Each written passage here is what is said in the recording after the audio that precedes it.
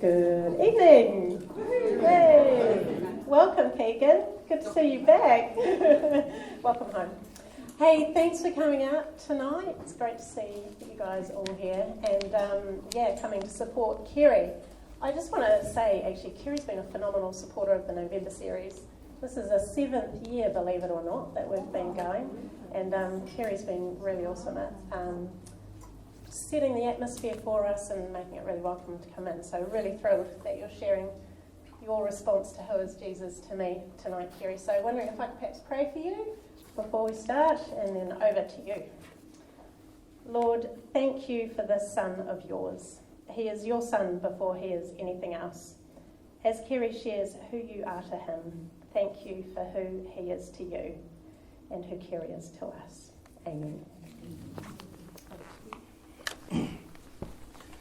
Kia ora te whānau. It's so awesome to be able to be here and share with you, and I'm here every November doing music, and it's great fun to actually just come along and jam out, and sometimes I don't even realise that there are people here, so because I'm just having so much fun playing the music, and that's just I know that I'm really having fun with my music if I'm not even aware that there are people listening, so that's sort of something that's been a real joy for me to be able to come and to share in that way.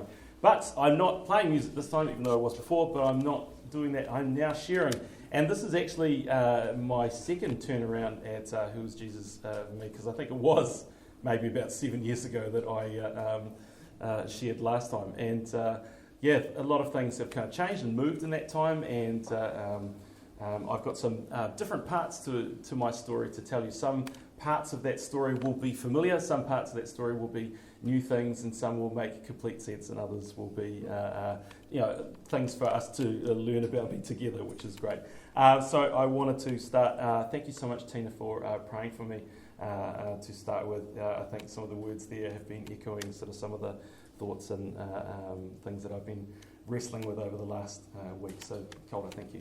And also, before I go anywhere into this, big thanks to my personal manager, Joe, who late last night, as I was sitting on the couch going, "This is not going to work, I've got nothing to say," she sat down with a laptop and said, "Okay, start talking," and she was typing, and it was really wonderful. So thank you for your support, not only in this, but in lots of other things, because we work well together, I think, so we'll see how that goes. But so before we go any further, it's really important for me to start with who I am. So ko tanana ki te maunga, ko awa kairangi te awa, ko karaitiana te iwi, ko Alice Cameron, me te Cardaceous, me te Boomerang ngā waka, ko Knox te marae, no hawera ahau, ko tauiwi ahau, ko Joe Tuku hua wahine, ko Jenna Rawa, ko Natalie Oku Tamihine. What about, if I missed anything? No, that's all good.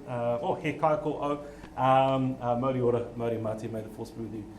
Awesome to be able to share with you tonight. My journey has been a very interesting one, and I want to tell you a little bit about that just to start off, give you some context. This is my story about me, and this is my mihi. I think last time I was here doing this November series, I talked a lot about this. But it's my story. I'm originally from Taranaki in Hawera. While I was there, I grew up in a semi-Christian household. It's a bit complicated. It's probably its own talk. But it was an awesome upbringing, and it kind of set me up for a lot of things in life. I certainly wouldn't be here with you if it wasn't for that. I had my own kind of journey with faith, going into and out of different faith circles. But while I was around to the age of 20, I came back into faith and really kind of committed myself to it. And it was around the time of my father's death, and there were a lot of things around that time. A few years after that, I moved to Wellington, and through a long, complicated process, I ended up meeting someone really amazing, Joe, and ended up marrying into the Hutt, which is by far the best decision we've ever made. And through that, I have been a part of this Knox family for about 20 years now, which has been a long, awesome time. So I still sometimes think I'm new in the church, and I really am not. So it's awesome to see so many people, so many that are familiar to me, and it's awesome.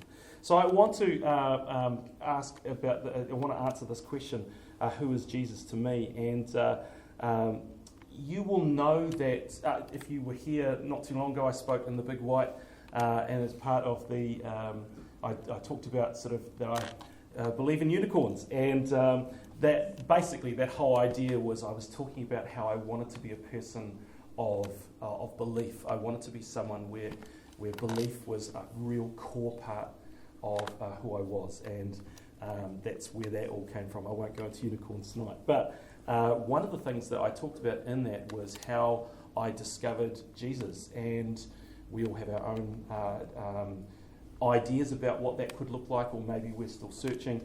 But however it happened for me, it was I read the Bible like it was a novel. I had just finished Lord of the Rings, and I thought, I'll give the Bible a read. That'll be fantastic. And when I read the New Testament for myself the first time, it changed me in a way that I can scarcely put into words, but some of you will be able to understand how that happened. And I was struck by the character of Jesus, completely floored by the character of Jesus. A huge event. But one of the things that I was really struck by was how right and how righteous and how just and how strong Jesus was. And some of these things, they sound weird for me to say because they sound like, oh yeah, of course, that's what we all know of Jesus. But I was there. I was in that, reading it, and I was kind of right there. And I remember reading this story here from John 8, 1 to 11, where trying to trick Jesus, all of the Pharisees drag out a woman while he's preaching in the synagogue, and they say, she's an adulterer, and the law says we've got to stone her to death. That's what we have to do. What do you think? And they're trying to trap him, and he famously wrote in the sand and then said, okay, whoever is without sin, you can cast the first stone, and then kept writing in the sand, and one by one, everyone just threw their stones and left. And in the end, he said, woman, there's no one here to condemn you. And she goes, oh, no, there's not. And he says, well, then neither do I condemn you. Go now and leave your life of sin. And he had that sort of incredible, powerful way of taking a situation and making it something different than everyone expected. But one of the things that I remember was this idea of how right and just, that power of conviction and that understanding that Jesus exemplified. I found this quote throughout the week from Pope Benedict XVI, who said, Jesus is justice in person. And he was trying to express that Jesus is that perfect image of God, of course, but also that he brings God's justice, and just really powerful to muse upon that. So without further ado, I'm going to tell you 3 stories about myself, and let's see how they work and how they fit together. So let's begin here. All right, so the muffled kind of like chortle of acknowledgement around the room is because that is me. Whenever there is any kind of conversation about Star Wars, it's always, oh yeah, Kerry will know that, or he's talking about it again, or blah, blah, blah. He'll know everything about Star Wars. And sometimes when people will get up in church and they'll be talking, or they'll be sharing something, and they'll sort of like, they'll have a Star Wars reference, and they'll say, is Kerry here? And then they'll look for me, and then I'll acknowledge them, and then they can carry on with their Star Wars reference. Of course, I love that. Please keep that up. That's really good. But the thing is, I've been known as the Star Wars guy, and for me, it's a really interesting thing to have. But I've had that's gone way too far. There we go. Oh, there we go. So it's been a really interesting for me. So this is, I'll tell you my Star Wars journey, which is not why we're here tonight, but I can tell you anyway. So I was 2 when the first movie, A New Hope, came out. I was 5 when Empire Strikes Back came out. My cousin Ian took me to it when I was 5, and that was a great thing. My cousin who was 9, and it was just awesome. And we went and watched it, and then I was 8. I was almost 9 when Return of the Jedi came out. It was released in, I looked this up actually, it released in May of 83, and it got to New Zealand in November of 83, and I think it got to Hawera in March the next year. So, I was really ready for it when it got there. And then when all the prequels came out, I was, there and saw them, and I saw Phantom Menace movies 5 times and all these amazing things. But the thing that was, for me, I've always liked Star Wars, but it wasn't until I started playing board games and reading the books that I got obsessed. And famously, if you ask Jo, does she like Star Wars, she'll say, I used to. So that's, there have been some sort of, changes in the household related to things like that. But for me, I remember clearly the feelings I got when I saw this scene here. So hands up if you recognise this image or you've seen where this comes from. That's okay. There's a few hands, which is good. Yep. And there's if you are feeling uncomfortable about putting your hands up, that's okay. We're all here it's a safe space. So this is Luke Skywalker, who is the hero of one of the main heroes of the Star Wars saga. And here he is at the beginning of the Return of the Jedi movie on top of a sail barge, Jabba's sail barge. And this is the first time we see him revealed as the hero in full glory. He is the Jedi character, and he has his laser sword or lightsaber, and he is there. And it's all been hidden from us. In the first couple of movies, he's been growing and he's been changing and learning, and then here at the start of this movie, it's revealed. And in this moment, he is about to be executed by this gangster along with his friends, and doing a whole myriad of flips and careful strikes and swipes with his laser sword.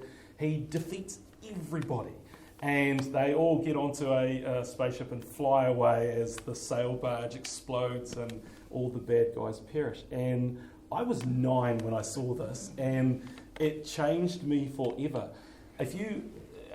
My favourite scene in all entertainment, all movies, all books, anything, is this scene where Luke just goes Jedi and completely wipes things out.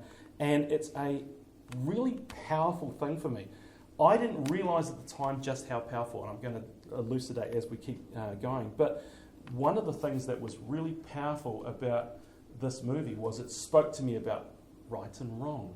It spoke to me about good guys and bad guys. And at the age of 9, a guy's running around with a light sword, and he's, defeating all these bad guys. It's real nice and clear in a space movie that's made for kids. I should show you this, by the way, because this is one of the greatest quotes of all time. So, if anyone that's 20 or 30 or 40 starts arguing with you about Star Wars movies, you can just say this: it's a movie about space wizards for children. And this is no secret. This is what George Lucas, the creator of Star Wars, actually said. Or not specifically word for word, but that's what he was saying. But the thing that I think is really powerful about that story, and about what George Lucas was trying to do, is that he had a real focus on trying to create a story intended for young people to guide them through life. And here I am. I'm 8, nearly 9, and I'm going to a church, but I don't really fully understand who Jesus is. I don't really fully understand what this whole church thing's about. I go to a Catholic school. I go to church on the weekends with my family, but I can't get my head around Jesus. I don't understand it at that stage for a number of reasons, which is a different talk. But I can understand right and wrong thanks to Luke Skywalker. And that may be a weird thing, but I'm learning about what I need to stand up for and what I need to do. And this is a quote that I found from George Lucas, which I think probably sums up everything for me, where he says, when he was writing it, he said it's a movie for 12-year-olds. He said he wanted to write it so that children knew this is what we stand for. You're about to enter the real world. You're 12. You're about to enter this world which is big and scary. You know, you're moving away from your parents being the centre of everything. You're probably scared, you don't know what's going to happen as you move into teenagehood. And he said, in the movie, this is what I want you to think. Here's what you need to pay attention to. Friendships, honesty, trust, doing the right thing, living on the light side, avoiding the dark side. And these were the messages that I had as I was growing up in these times. And this was actually quite foundational for me. So this is part one, the Star Wars guy. I'd like you to turn to the person next to you and see if you can tell them your earliest memories about right or wrong. Did they come from a movie, or did they come from a story, or the Bible, or your family? Talk to the person next to you. I'm going to give you like 48 seconds. Where are your earliest memories about right and wrong? Go, go, go.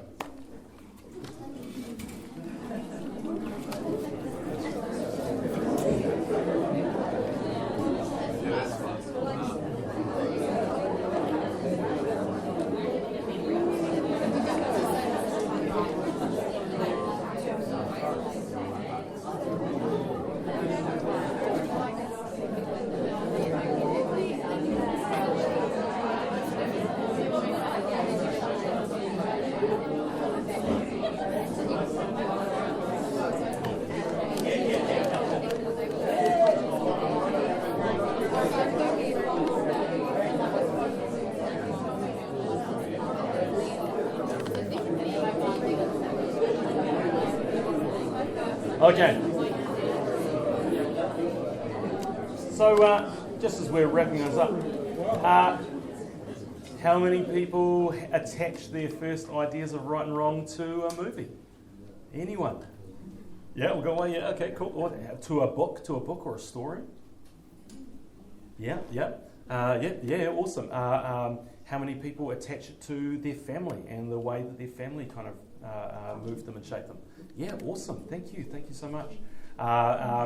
Anyone that's like church and the Bible, that's where I get my idea of right and wrong. Okay, a few people. Awesome. Hey, thank you guys. Thank you for sharing that. It's a really interesting thing. And like my journey is similar to some, and other people will have their own experiences. But here's my idea of right and wrong, unknown. So, that's what we're moving past. So let's go in here. We get into part 2. All right. Who knows what this is? Hands up if you know what this is. Yes, thank you. Okay, a couple over here. Fantastic. Shift and puzzle. Shift the ape and puzzle the donkey.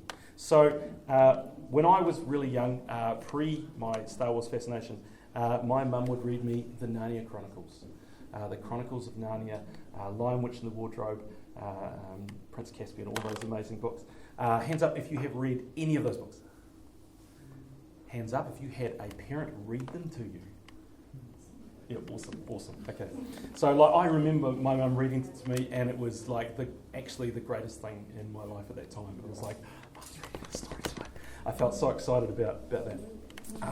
An early favourite book for me was Horse and His Boy. Anyone want to like shout out for Horse and His Boy? Yes, yep, no? Okay, Horse and His Boy, just me by myself, that's all right. But I loved all the books. They were great fun. And one of the things that I think, I don't know if you are unaware, and I'm going to spoil it for you if you are, although I don't know if I can give spoilers to a book that's been out for 80 years, so spoilers.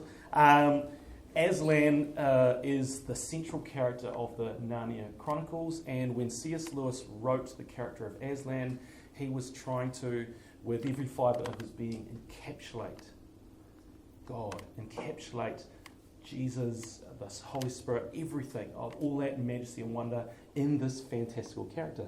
Now, we can all agree that trying to take the creator of the world and put him into a fantastical character is impossible, but gosh, C.S. Lewis gave it a real nudge. He was pretty close in how he was able to kind of take this. And when you read the character of Aslan, there's something in you that stirs. It's like you're reminded of something. And there's this beautiful quote. Here's Aslan here. And there's this beautiful quote. There was a few of them actually. This is from The Lion, Witch and the Wardrobe. But for Aslan himself, the beavers and the children didn't know what to say or what to do when they saw him. People who have not been in Narnia sometimes think a thing cannot be good and terrible at the same time. If the children had ever thought so, they were cured of it now. For when they tried to look at Aslan's face, they just caught a glimpse of the golden mane and the great royal, solemn, overwhelming eyes, and then they found they couldn't look at him and went all trembly. And there's this beautiful one from Horse and His Boy where one of the talking horses, Huyn, shaking all over, gave a little strange neigh and trotted across to the lion. Please, she said, you're so beautiful. You may eat me if you like. I'd sooner be eaten by you than fed by anyone else. And then this last one, which is from the Lion, Witch, and the Wardrobe. At the name of Aslan, each one of the children felt something jump inside. Lucy got the feeling you have when you wake up in the morning and realise that it's the beginning of the holidays or the beginning of summer. And I think if anyone's going to try and turn the majesty and power and wonder of Jesus into a fictional character, this is about as close as you can get, I think, in my opinion. But in later years, I rediscovered the books. I found them at Whitcoulls. I bought a $70 box set, and I was so delighted. And I started reading them all again, and discovering them as an adult was quite a different experience. And I've come to find that The Last Battle is my favourite book, absolutely my favourite. Hands up, Last Battle, hands up. Yeah, thank you so much. Thank you. I see those hands. Last Battle, a really powerful book. If you haven't read it, I'm about to spoil it for you. So again, it's been out for 80 years, so I'm not that worried. But the Last Battle is the conclusion to the Chronicles of Narnia story. Aslan has gone through so many adventures with the children from Earth, and they have done some amazing things in their time, but we reach what is going to be the kind of concluding piece of this 7-book story. And it begins with Shift the ape and Puzzle the donkey. And Shift the ape, he's reasonably smart, but he's also incredibly lazy, and he's a little bit shifty, hence the name Shift. And Puzzle the donkey is good and honest, but a bit slow, hence the name Puzzle. And they are walking by the river, and Shift sees a lion skin. Now, it's not said in the book why the lion skin is there, but Shift makes Puzzle go and fetch it for him, and then says, you know what we can do with this? I can make it into a suit for you, Puzzle. And Puzzle's like, oh, I don't think that's a good idea. But Shift says, now, what have I told you about thinking? I'll take care of that. And he makes this suit, and he puts it on Puzzle, and he says, you know what? You look at it a little bit like Aslan. Maybe what we could do is we might be able to tell some of the local creatures that you are Aslan, and we might be able to get some really nice things done. Wouldn't it be nice? Because Aslan doesn't come around anymore, if he ever did. I don't know. But, we could get people to do things, start looking after each other. Or I don't know if it's a good idea. What have I told you about thinking, says Shift. And this is how it begins. And I keep reading. And as the story goes, Shift gets the local area to start following the ideas of this pretend Aslan, which is a donkey dressed up in a lion suit. And very soon he's having food brought to him, and he's treated like a king because he is now the mouthpiece of Aslan. And what he does is he has Puzzle the donkey in this suit locked up in a stable, and he brings him out and he parades him around, sends him back into the stable, and then he sits there and says, now I'm going to tell you what Aslan wants now. And everyone, because they desperately want to know and love and be involved in Aslan, they just go along with it. And I'll just whip through a few things here. The king of Narnia becomes involved, and the enemies of Narnia, the Kellermans, or the neighbours of Narnia, they get involved, and there's this big conspiracy, and it's all to do around this deception by Shift the monkey. There are some other characters that are involved in that deception, but essentially it is this whole thing. As a child, I think I had this read to me and thought, that's not very nice.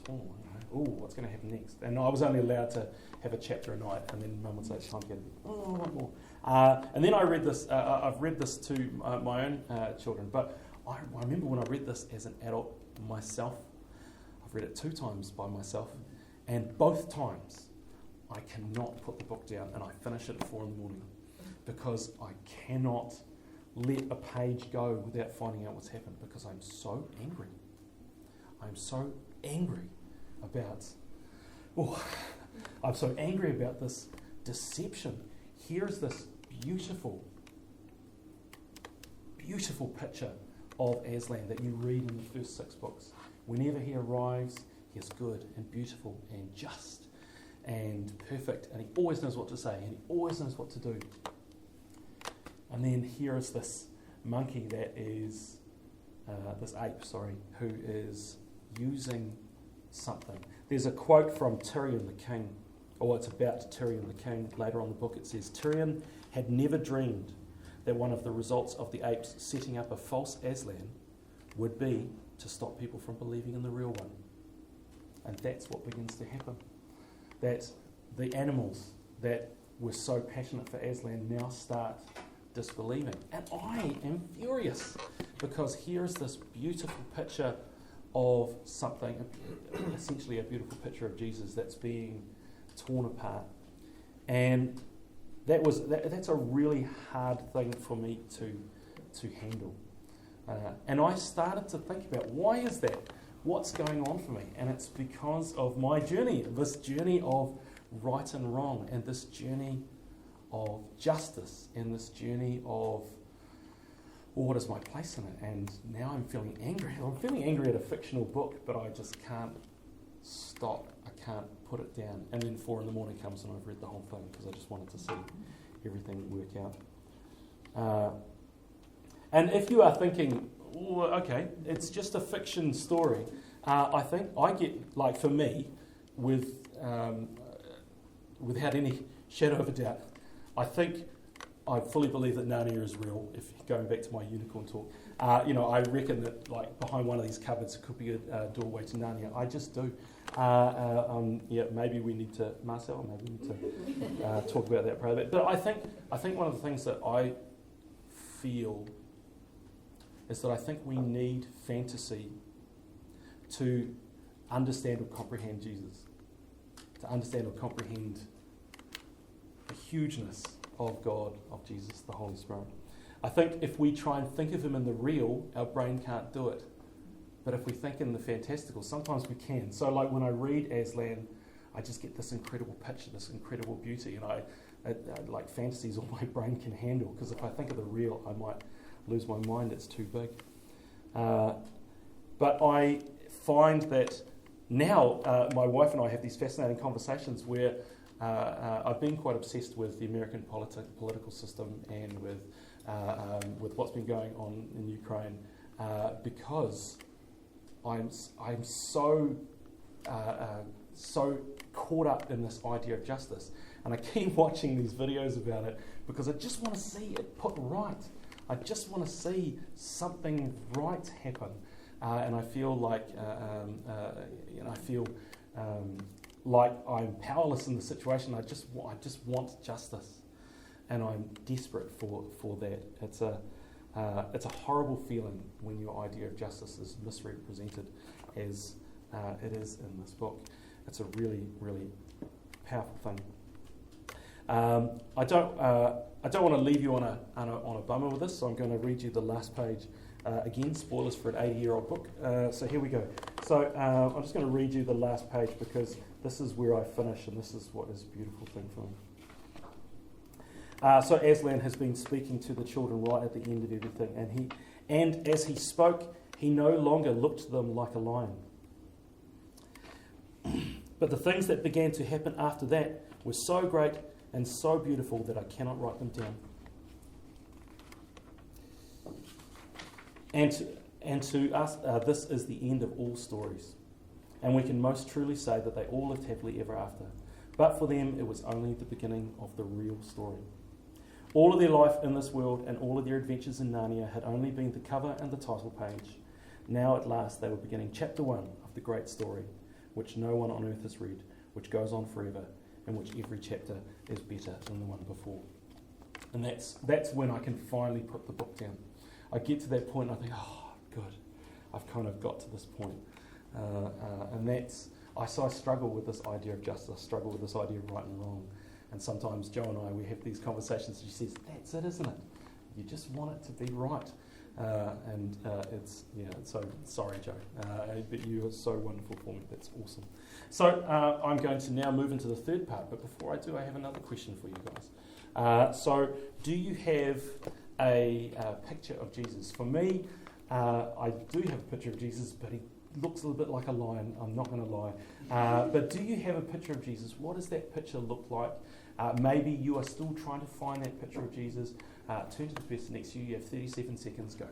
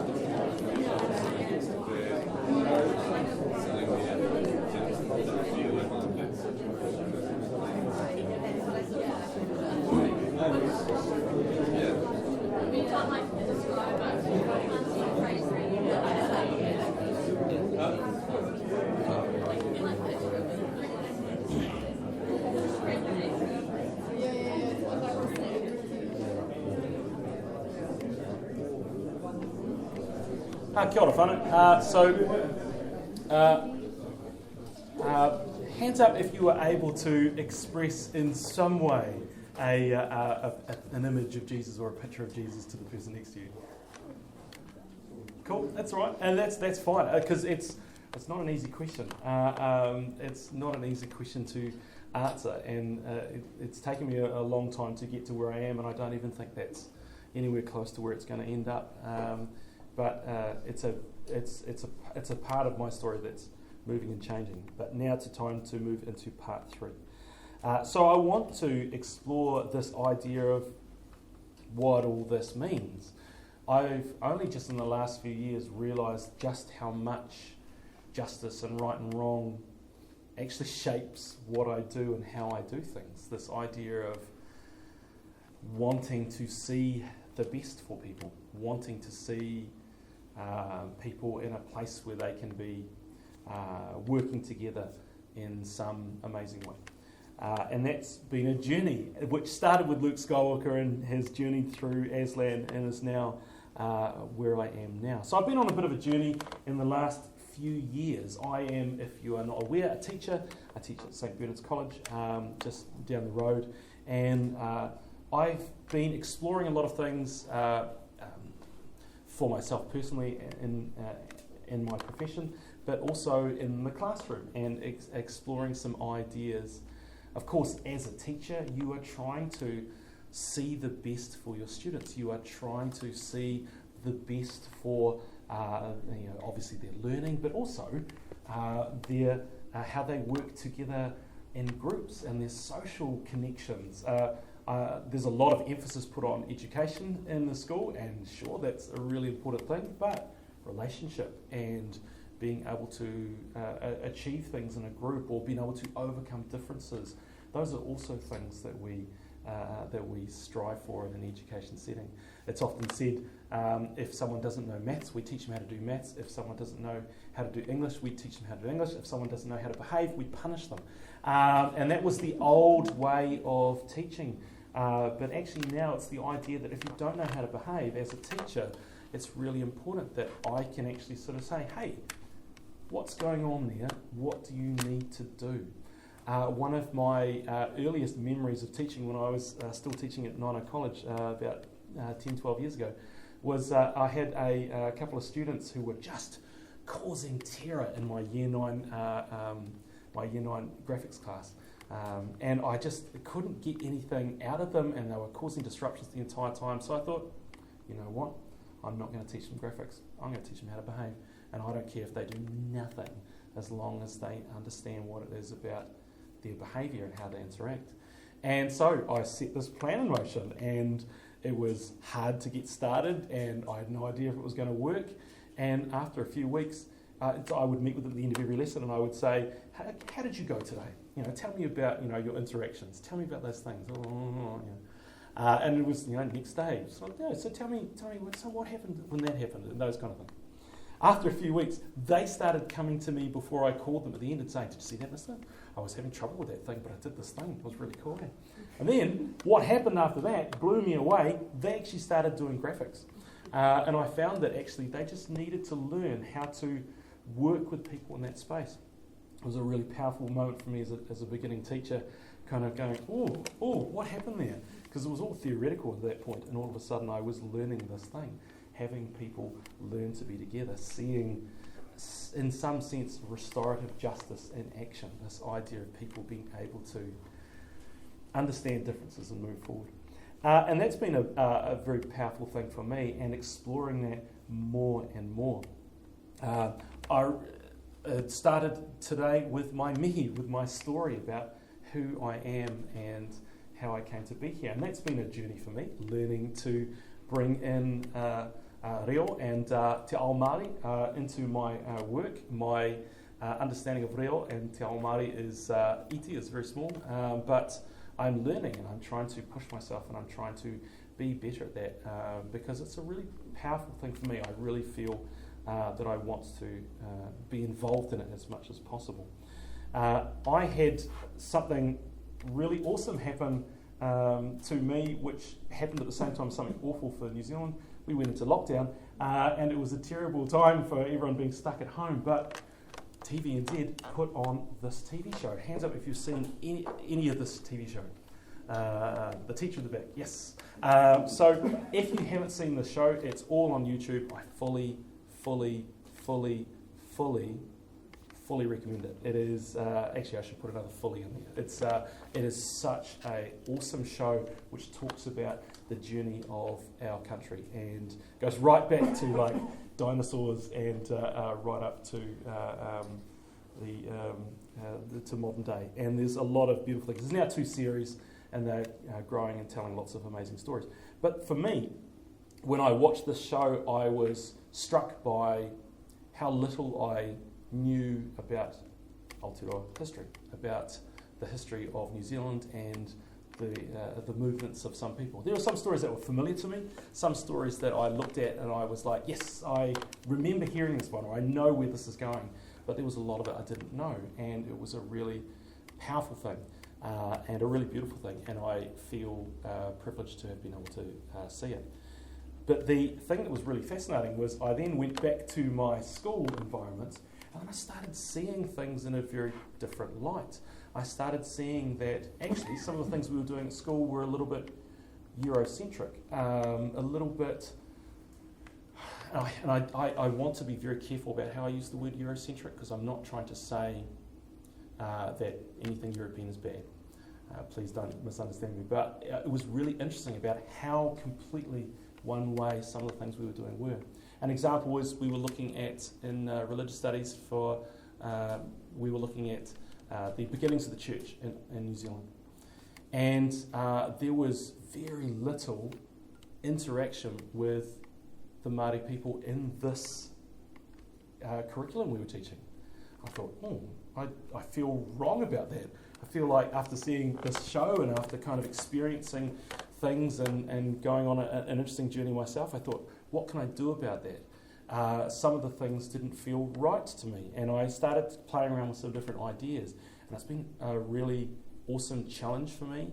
It's been an awesome challenge for our religious studies department. There have been a lot of discussions, and everyone's really excited about trying new things and about sort of putting ourselves in a space where we can kind of grow in a new direction. But it's been a really amazing thing for us as a department. But I've started growing more through that and learning more through that and thinking more through that. And I recently read this trilogy of books by Maurice Shadbolt, partially so I could have conversations about it with my father-in-law. But really, as I started reading these, I just got into them because actually they're really good books. I can completely recommend these 3 books. They're really fun. There's some awesome characters in it.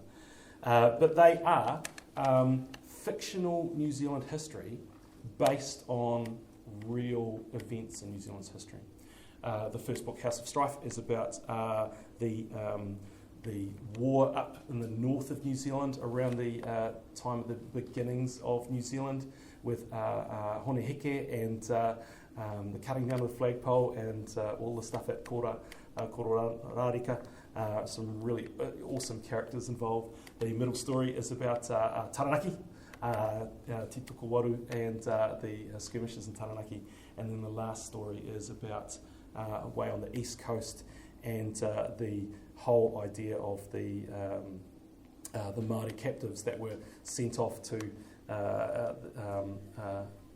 Reikura and came back, and the skirmishes that were happening out there. Really, really incredible stories. They are fictional, but they do have it under the underlying is the narrative of Aotearoa history. But one of the things that really struck me is that the fictional characters are almost like us being observers, us being able to look and see and then relate these things. So the three main characters in the three stories are all Pākehā, but it's almost like they're relating the story for us, and they're trying to help us to understand what's going on. And the stuff that's going on isn't amazing. The stuff that's going on is really hard. And it made me, as I was reading it, it made me ask the question, what do I do with this? And what's my response? And who am I in this? If I'm in this story, which character am I? If I am thinking about this, how do I do something with this that's going to bring about good things in my life and the lives of others? And I apologise, I can't give you an answer to that yet. I'm still working on that. But it is an awesome journey, and it brings up this whole question of Aotearoa history, colonialism, and decolonisation, and those things. And me as a tauiwi, white as a sheep, Pākehā, trying to kind of grapple with that and what's my place and what do I do. It's a good conversation though, and it's a conversation I enjoy having. I think it's really powerful to think of it as a conversation. It's really easy to think about where you sit on that and whether you're on a side or you're taking a position, but actually God gave us 2 ears and 1 mouth for a reason. This idea that we should listen twice as much as we speak, and there's a lot of stories and there's a lot of hurt and there's a lot of triumph and there's a lot of relationship, and there are a lot of places for people to be. And this is my story, and this is kind of how I'm grappling with it, but maybe some of you will share some of those places. If nothing else, I can fully recommend those as books because they are beautiful. And even though they are works of fiction, you've only got to turn pages over and look at the stories of places like Parihaka and then go, oh, actually, there are things in our past that are tricky. And what do we do now? How do we move forward? What's our conversation? I'll show you this picture, which I found, which I think is something that I've seen it in several different classrooms. Posted up, and I've seen people share it, this idea of equality and equity. And I think that is a really interesting one to think about. It's another part of our conversation. And if I go back now to what this is all about for me, it's this idea of justice. And what does justice mean? And sometimes justice means equality. Sometimes justice means equity. Sometimes it means different things for different situations. And I'm learning a lot about that as I go. I don't profess to have any answers, but I'm learning as I go. I'm just going to jump past the next one and find this one here, which I thought was a really beautiful picture again. There are times in my life where I've been involved in this idea of inequality. I've been on one side or the other, mostly on that side. But then, we've got equality down here, where actually we all have the same things, but maybe the situation we're in is not the same. Then you have equity, where actually we've actually been able to lift people up together. And then actually this idea of justice down the bottom, well, let's actually try and remove all the barriers for people anyway. I want to finish by reading a piece from this book called Imagining Decolonisation, which is a really fascinating book if you are interested in exploring this a little bit more. The two people, this is Mike Ross, who is working at Victoria University, and he's a wonderful man I've had the privilege of meeting. And this is Amanda Thomas, who writes a chapter in here, and she is Pākehā, and she writes, her chapter is called Pākehā and Doing the Work of Decolonisation, and she writes this. Having these tricky conversations respectfully will remind us to be humble in our engagement. This kind of approach means being inclusive and generous to ourselves and to others. The mahi of decolonisation, the work of decolonisation, and figuring out how we fit together in this place will require a long-term commitment. It's a commitment we need to make to Māori, but also to each other. To listen, think, and then act to create a fairer and more just society. And as I read that, I think of this. Of the words in verse 8 of chapter 6, Micah. He has shown you, O mortal, what is good. And what does the Lord require of you? To act justly and to love mercy and to walk humbly with your God. And that is a challenge to me. I don't know if that's a challenge to you, but I look at that and think, I can sometimes pull that off, but I need a bit of help to get myself there. And as a teacher, that's what I'm trying to learn so that I can then pass that on. If you are a young person here today, you are the future of this country, and you are amazing and incredible people that are going to take this place to places that we just can't. And I honestly pray and tautoko your journey. You are amazing, and I look forward to seeing what you do. So, where do I finish? This whole thing is about who Jesus is for me.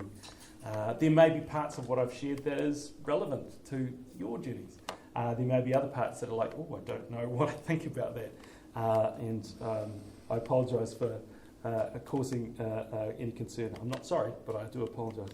But for me, it is a call to justice. It's a challenge for me to be just. To be like Luke Skywalker and to be able to leap into situations where I need to stand up and to seek what is right and to run towards the light side and put away the dark side. It's for me to be looking for Aslan or looking for Jesus and being able to look for the truest Jesus I can find to help me overcome all sorts of things, because I can't do it by myself. And then it's for me to then take that justice and turn it into something. Turn it into action or conversation or just listening. And those are challenges for me. And I will finish here, that this here is, when I first read the Bible, this verse leapt, if I read it for myself, this verse leapt out at me, and since that day I've claimed that as my verse. So there's a lot of cool verses in the Bible, but this one's mine. This is everything I try and be. Make sure that nobody pays back wrong for wrong, and always strive to do what is good for each other and for everyone else. And this is what I want to do every day of my life. And hopefully I can do that for you guys, and hopefully I can look after you. And in anything I do, I always want to honour and respect people, and I hope I can honour and respect you and help bring about justice. That is my journey. It's where I'm at the moment. It may be different in 7 years' time, and we'll just see. So I want to thank you and acknowledge you for being able to hear my story, And I also want to thank you and acknowledge you because you are a part of my wider family. And a lot of these journeys couldn't have been made without you. A lot of these questions I'm asking and a lot of the space that I'm in is partly thanks to you guys, so you're amazing. So to that end, I'd like you to give yourselves a clap.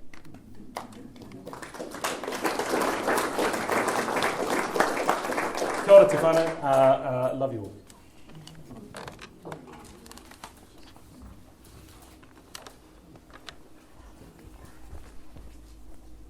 Actually, Kerry, I just want to testify, having known you for many of those 20 years you've been here, that you and your beautiful family do embody that passage. Yeah, we see it, it's visible, so thank you.